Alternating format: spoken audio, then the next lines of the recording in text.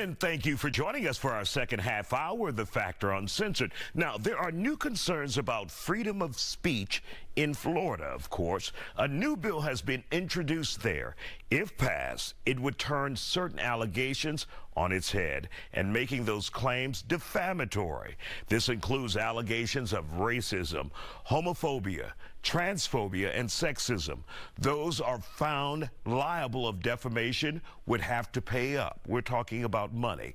The minimum fine is a $35,000 tag on your head. Joining us to talk about it, Texas State Representatives Ron Reynolds and Jolanda Jones, and conservative attorney Kevin Fulton.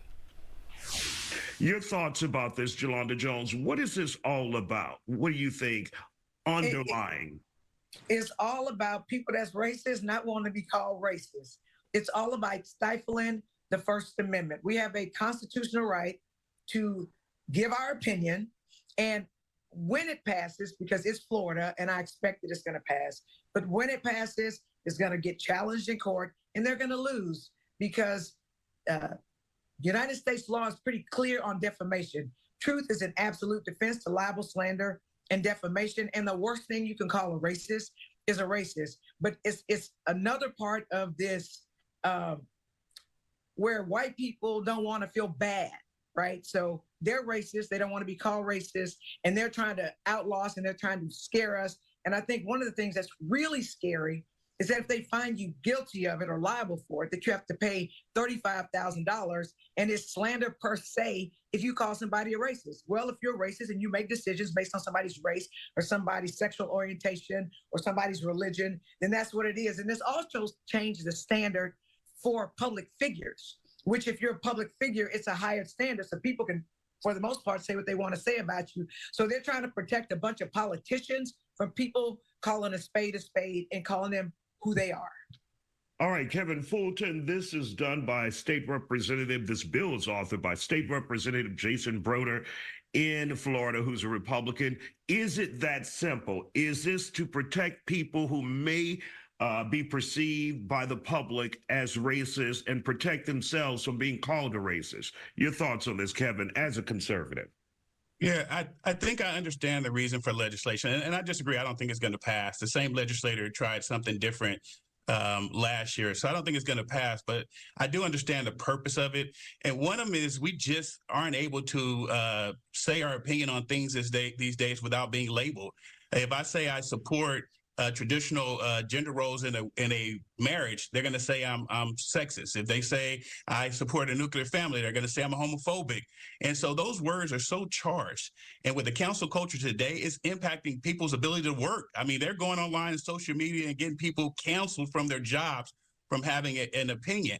So I do understand the reason that something like this put forward. However, big however, as a conservative, one of our main things is supporting the Constitution.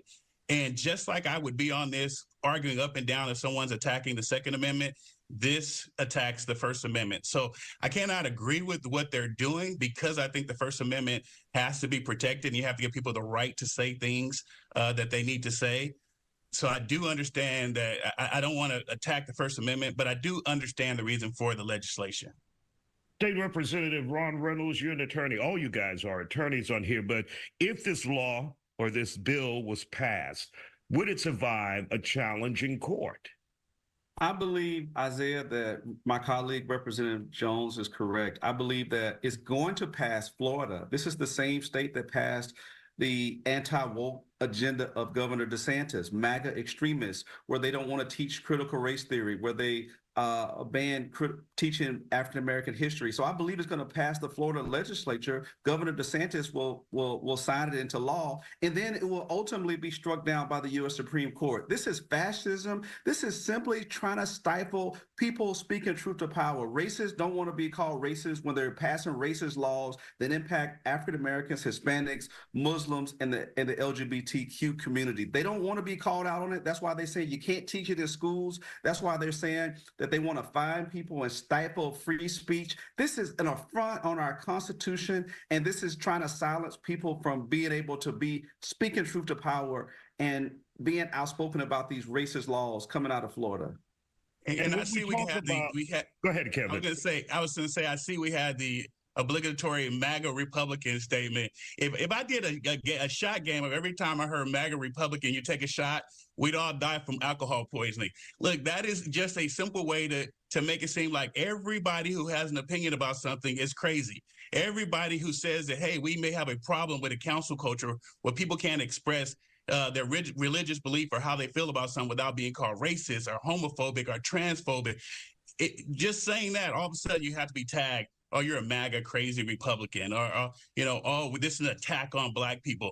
Hey, how about we just stop and start listening to other people and what they're saying when they say, hey, I have an opinion. Can I express it without being called a name? Can we actually get to the root of what the problem is? Or are you going to constantly call me some name that you think makes me look bad? So first of all, we are not, I wasn't the one who said MAGA Republican, but I sign off on what my colleague Rep. Reynolds said. But let me be clear. I fully expect for Governor Abbott to try to push some stuff like that in Texas, because between Abbott and DeSantis, they like in a race to see who can be the wackiest, the craziest, the most anti-Black racist, the most anti-gay, the homophobic, the most anti-woman, right? Sexist. That's what they do. And if you do it and you run for office or you have an opinion and you are proud enough to say it, then don't be upset when somebody calls you what you are. This goes the same with the Karens and everybody else. You say some stuff and people cancel you if what you say means that people don't believe anything that you say and that you lose your credibility, that's your fault. You should have kept your mouth shut in the first place. But you should not be trying to micromanage grown-ass people, right, by passing laws like this to try to silence us. Don't go anywhere. We continue this debate after the break. And welcome back to The Factor Uncensored. We're still diving into a new bill in Florida. If passed, allegations of racism, homophobia, transphobia, and sexism would fall under the umbrella of defamation here in the great state of Florida. Our guests are back for their discussion tonight.